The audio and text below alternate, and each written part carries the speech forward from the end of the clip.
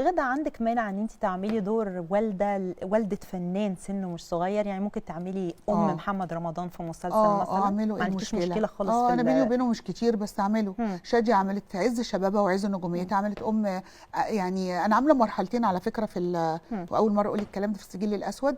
عامله في نص المسلسل الاولاني الطفله صغيره، بعد كده النص الثاني بنتي بتبقى 17 سنه. في فنانات عندهم مشكله مع الموضوع ده، ومن ضمنهم الفنانه عبير صبري، ما بتحبش تكون لحد سنه مش صغير. وبالمناسبه في ناس كتير بتقارن بينك وبين عبير صبري، وبيشوفوا ان عبير صبري يمكن تكون هي النسخه الافضل من غادة ابراهيم. ردك ايه على الكلام ده؟ ناس كتير بيتلخبطوا حتى بيني وبين عبير، وبيقولوا انتوا شبه بعض. انا مش شايفه ان احنا شبه بعض خالص. حتى لو بصيتي للفيتشرز لا احنا يمكن من بعيد، انما لما تيجي تقربي لا مش شكل بعض. مين انجح فيكم؟